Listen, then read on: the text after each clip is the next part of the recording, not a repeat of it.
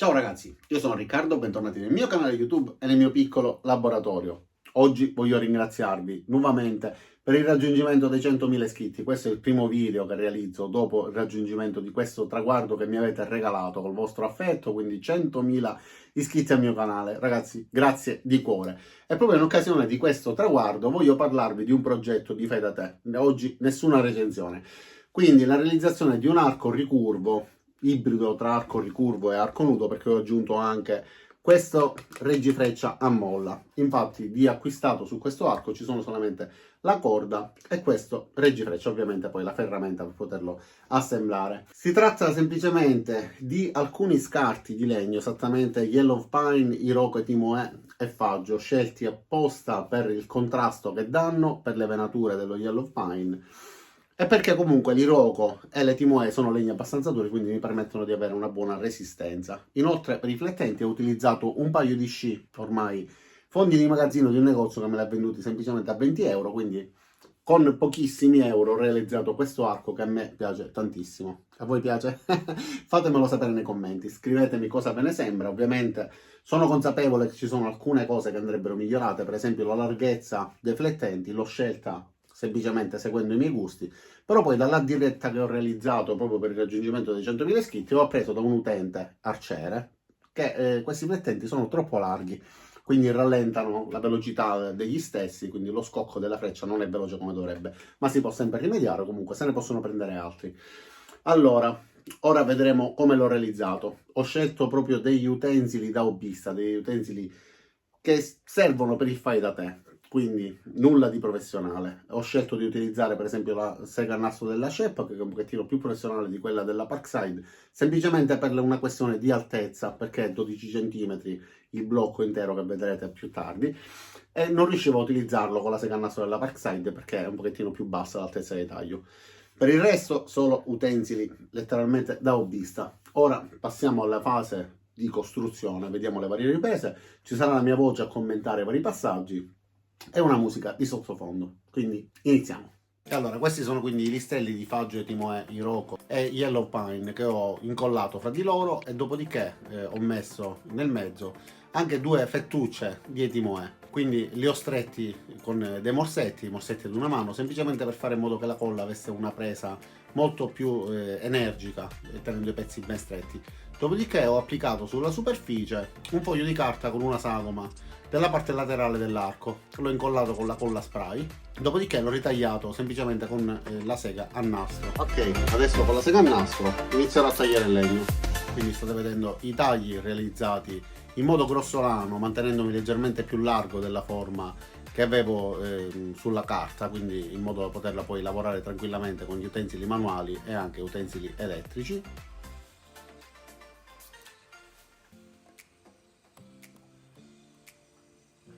Dopodiché ho disegnato la sagoma frontale dell'arco, quindi l'impugnatura e l'alloggiamento della freccia.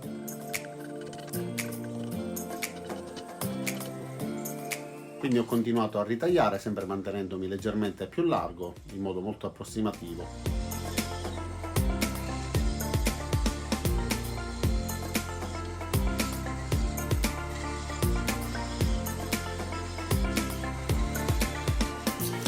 Dopodiché con un disco specifico per il legno dell'Arbortech ho dato la forma arrotondata, sempre in modo grossolano, con l'utilizzo di una smerigliatrice angolare.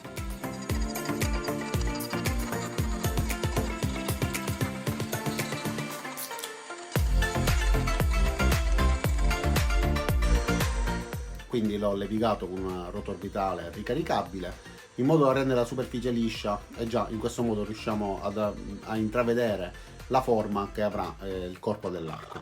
Quindi ho rimosso con una sega giapponese la parte in più proprio dell'alloggiamento della freccia, e con una raspa e la carta vetrata ho dato la forma finale, quindi ho continuato con la raspa in modo da avere un'ergonomia maggiore per quanto riguarda l'alloggiamento poi delle dita durante l'impugnatura.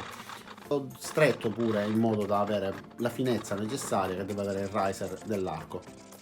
Continuando a levigare e a lavorare di raspa, ho fatto anche l'alloggiamento per il reggifreccia a molla.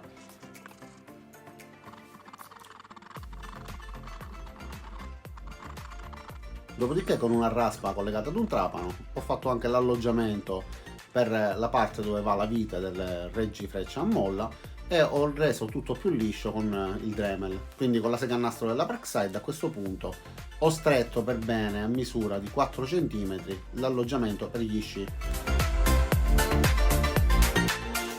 Sci che ho tagliato in due inizialmente con il seghetto alternativo, ma essendo presente del metallo ho dovuto utilizzare poi la smeriglietta triangolare e ho continuato con la sega a nastro. A questo punto ho tracciato la misura esatta lasciando 2 cm per parte e ho tagliato col seghetto alternativo per lungo in modo da avere la larghezza necessaria per poter essere alloggiata, utilizzando la curva degli sci, quindi ho dato la sagomatura semplicemente a piacere, non ho seguito nessun criterio ben preciso e ho continuato a levigare accroccando una parte arrotondata alla levigatrice a mouse sempre della Parkside, quindi con la carta vetrata a rullo lamellare da mettere sul trapano e ho rimosso tutta la vernice, la parte lucida in plastica che è presente sugli sci. Dopodiché ho reso un pochettino ruvida anche la parte posteriore e ho creato gli alloggiamenti per poter mettere la corda utilizzando una lima. Ho verificato che andava tutto bene, quindi ho definito per bene l'alloggiamento e a questo punto ho tracciato semplicemente dei segni dove fare i fori per poi poterlo collegare al corpo dell'arco. Vi ricordo di utilizzare sempre qualcosa che protegga il banco di lavoro quando fate i fori, altrimenti rischiate di forare lo stesso banco.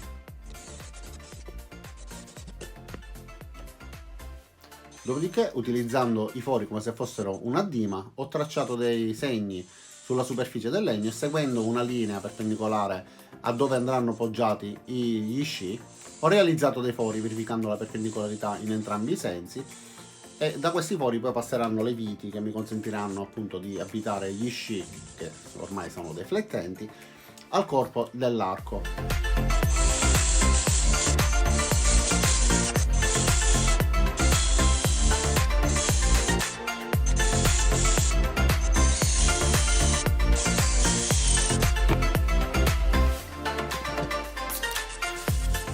Dopodiché mi sono occupato di dipingere semplicemente con una bomboletta gli sci, dando un colore nero da entrambi i lati ovviamente. Ho atteso che si asciugassero.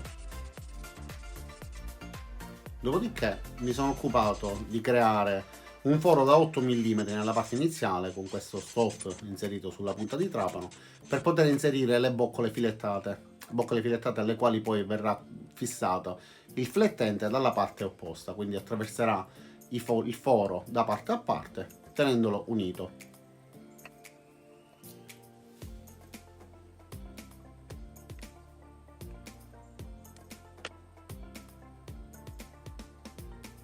Questo invece è il foro per poter mettere il reggifreccia a molla.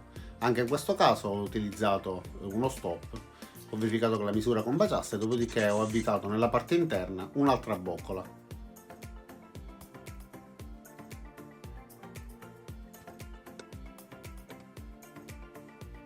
Ok. E questo è l'aspetto che avrà una volta montato. Adesso occupiamoci di applicare un pochettino di olio dopo aver soffiato per bene l'arco da tutta la polvere e la segatura che era presente su di essa, solo che in questa fase ho dimenticato a premere il tasto di registrazione, quindi non vedrete la parte iniziale dell'applicazione dell'olio, ma solamente mentre lo spalmo su tutta la superficie. Già, le venature in questo modo hanno un fantastico risalto, a me il contrasto di questi legni assieme mi piace tantissimo, soprattutto la parte centrale dove c'è l'etimoè che crea questa modanatura. Adesso quindi fisso per bene i due flettenti utilizzando il avvitatore e un inserto a bussola.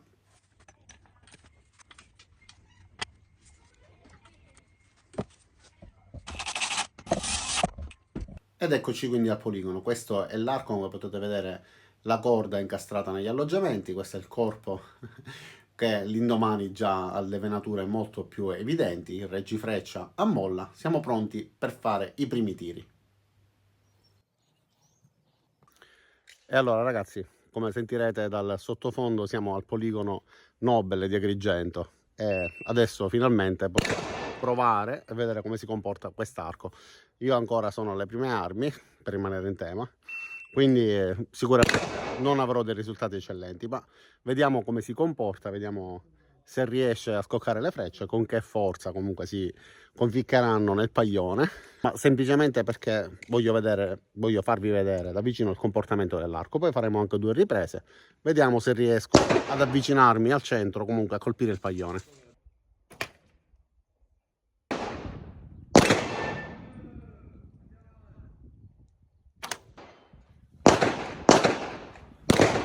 Allora, l'arco sembra che si comporti bene, è il tiratore che non è l'arciere, che non è granché.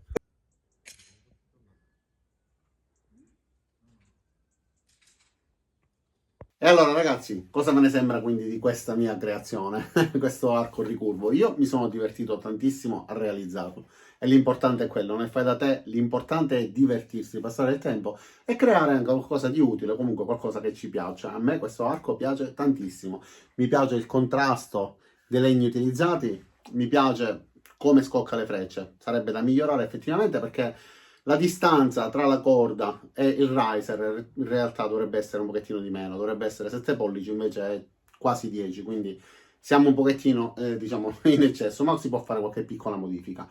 Per il resto, come arco, a me piace tantissimo, spero che piaccia anche a voi. Spero che se vi va di copiarlo, possibilmente, facciate lo stesso tipo di lavoro che ho realizzato io. Peccato per il fatto che non si sia visto mentre applicavo la parte iniziale dell'olio. A me piace tantissimo quando si vede il cambiamento tra un legno non trattato e il legno appunto con l'olio sopra. Ma purtroppo ho dimenticato a premere il tastino di registrazione. Per il resto, cosa dire? Spero davvero che vi sia piaciuto questo video. Spero che vi abbia tenuto compagnia. In questo video però voglio salutare il professor Rael, istruttore di tiro con l'arco, voglio salutare Paolo Scirè del poligono Nobel di Agrigento che mi ha concesso di fare le riprese che avete appena visto. Ringrazio voi per aver visto questo video, vi ringrazio perché siete davvero tantissimi, 100.000 come ho detto all'inizio, ma non smetterò mai di ringraziarvi, per me è un regalo grandissimo che mi avete fatto perché mi dimostrate tanto affetto, perché mi seguite e comunque per i commenti che mi lasciate in generale, eccetera, per i like. Quindi, detto questo, iscrivetevi se non siete ancora iscritti al mio canale, mettete like al video se appunto se vi è piaciuto, commentate in tanti facendomi sapere cosa ne pensate di questa mia realizzazione, dandomi pure qualche consiglio riguardo l'utilizzo. Anzi, a proposito, le frecce che ho utilizzato erano un pochettino corte, l'allungo di quest'arco è maggiore, quindi non potevo estendere a sufficienza. Però per il resto io mi sono divertito. Adesso vi saluto e vi do appuntamento a tutti i miei prossimi caricamenti. Ciao da Riccardo e a presto!